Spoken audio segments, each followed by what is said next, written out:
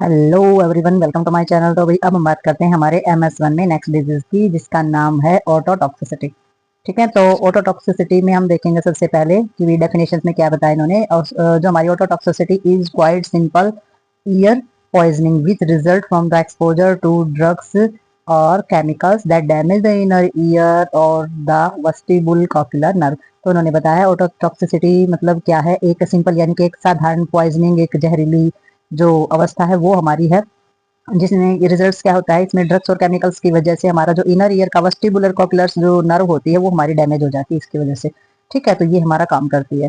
तो इसमें कारण क्या क्या रहते हैं? कारण रहते हैं भाई अमीनो ग्लाइकोसाइड्स जो हमारे होते हैं, जो हमारे अमल्स वगैरह होते हैं वो। और ड्यूरेटिक यानी कि जो मूत्रवर्धक दवाई होती है उनकी वजह से हो सकता है। एंटी मलेरियाज जो मलेरिया को खत्म करने वाली, या एंटी कैंसर ड्रग्स होते हैं हमारे कैंसर को खत्म करने वाले, या हमारा साइटोटॉक्सिसिटी ड्रग्स सेल्स वाले जो होते हैं, सेल्स पे वर्क करने वाले, या एंटी प्रोटोजोअल जो प्रोटोजोआ हमारे होते हैं उन पे काम करने वाले, बेटा ब्लॉकर्स होते हैं हमारे, या एनालाइजेज होते हैं जो दर्द निवारक होते हैं। तो इस तरीके के जो ड्रग्स होते हैं उनके कारण से, उनकी वजह से जो सिंपली साधारण तरीके से जो विषाक्तता हो जाती है वो हमारी बोली जाती है ऑटोटॉक्सिसिटी। और इसमें मिस सेल्सन्स ड्रग्स भी हमारे कुछ पाए जाते हैं। तो ये हमारे कुछ ड्रग्स के नाम है, जिसमें डेस डेस्फेरोक्साइमिन से है, जैसे कि एरिथ्रोमाइसिन है, और इसमें बैराबिट्रेट्स है, अल्कोहल है, तम्बाकू वगैरह है। तो ये सारे के सारे जो हमारे ड्रग्स होते हैं।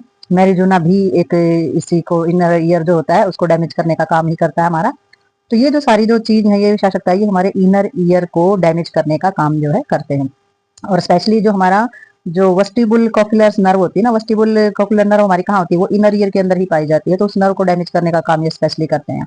ठीक है, तो ये जो हमारी ऑटोटॉक्सिक ये ड्रग्स हैं, और कुछ हमारे केमिकल्स में आ जाते हैं, जैसे कि कार्बन मोनोऑक्साइड, ये हमारे रासायनिक या केमिकल चीजों के अंदर आ जाती है। और हैवी मेटल्स की चीजें जैसे कि लीड, सीसा है, या आर्सेनिक जो हमारी धातु होती है, या मरकरी जैसे पारा वगैरह होता है। तो ये भी हमारा एक त्रिकोणा शंक जो आर्सिक होता है वो त्रिकोणा शंक के टाइप का एक पत्थर होता है। तो ये इस तरीके के जो केमिकल्स होते हैं ये भी हमारे नुकसान पहुंचाते हैं। तो अभी नेक्स्ट इसमें हमारा आ जाता है क्लिनिकल मैनिफेस्टेशंस। तो क्लिनिकल मैनिफेस्टेशंस में इन्होंने बताया है कि भाई जो हियरिंग लॉस होता है हमारा, तो वो सेशनल्स हमारा हियरिंग लॉस इसके अंदर हो जाता है। वो हमारा चेक करना है कि किस किस टाइम पर हमारे सुनने में कमी आ रही है। हाई पिचेस जो टिनिटस होता है वो हो जाता है। अर्ली सिम्टम्स, सबसे पहले जो सिम्टम दिखाई देता है वो हमारा बहुत ज्यादा मात्रा में पिच यानी कि जो चुभने वाली जो हमारे टिनिटस साउंड होती है वो इसके अंदर होनी स्टार्ट हो जाती है। वर्टाइगो यानी कि चक्कर आना स्टार्ट इसके अंदर हो जाते हैं। नेक्स्ट इसमें हमारा आ जाता है डायग्नोस्टिक एवोल्यूशंस।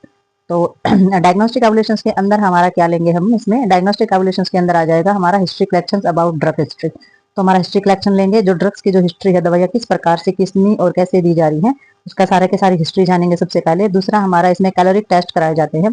तो इसमें कैलोरिक टेस्ट के अंदर हमारा यूज किया जाता है difference of the temperature of disease damage to the acoustic nerve that the involve the hearing and balance.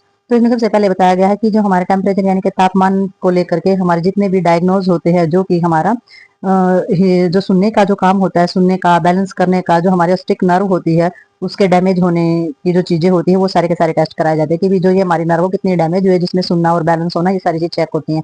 कितनी बैलेंसिंग चीजें हैं, कितना सुनाई देता है। तो ये हमारा टेम्परेचर का जो डिफ्रेंसिएशन होता है वो इसके अंदर ये टेस्ट जो है वो यूज किया जाता है, और इसे पता लगा जाता है इन सब चीजों का।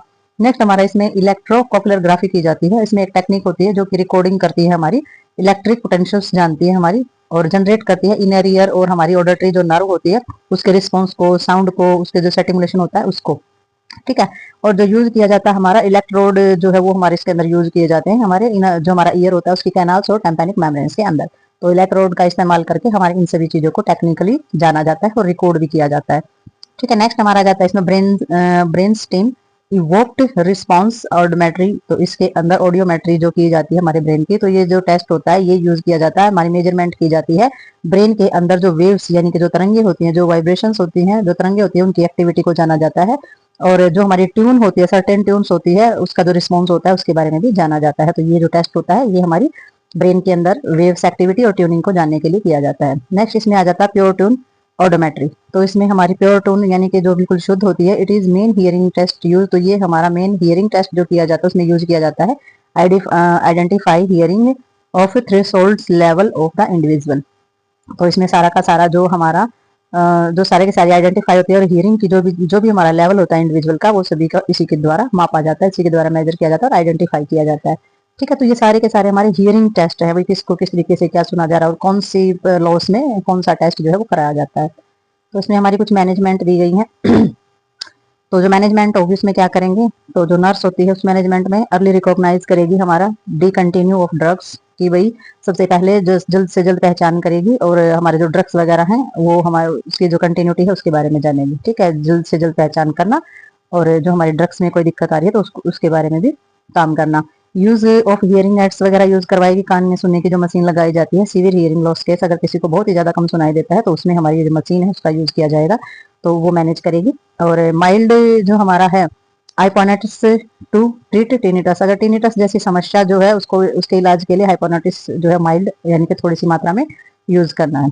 तो इसमें हमारा disequilibriums should be the treated with the reassurance and the regular physiotherapy include vestibular exercise, wearing the soft things padded shoes, और हमारे avoidance of the walking in darkness and the unnecessary head movements. तो इसमें सारी की सारी क्या treat जब वो करती है नर्स किसी भी पेशेंट को, तो सारी के सारे जो है एश्योरेंस देने चाहिए, रीएश्योरेंस देने चाहिए, दोबारा से उनको आश्वासन देना चाहिए और बताना चाहिए कि रेगुलर आपने फिजियोथेरेपी इसमें इंक्लूड है, वेस्टिबुलर एक्सरसाइज करानी जरूरी है, और आपने पैड वाले और सॉफ्ट और जो मोटे गद्देदार जो जूते होते हैं वो आपने पहनने चाहिए, और अंधेरे में आपने जो वॉक है वो नहीं करनी, उसको अवॉइड करना है, अंधेरे में चलने से मना करना है, और अननेसेसरी अगर जरूरत नहीं तो अपने हेड की मूवमेंट जो है अचानक से या बहुत ज्यादा मूवमेंट हेड की नहीं करनी, क्योंकि उसमें वर्टाइगोज यानी कि चक्कर आने का खतरा जो है वो बहुत ज्यादा रहता है। तो ये हमारी मैनेजमेंट है, तो ये हमारी डिजीज होती है कंप्लीट। तो मिलते हैं नेक्स्ट डिजीज में और नेक्स्ट वीडियो के साथ, तब तक के लिए बाय बाय।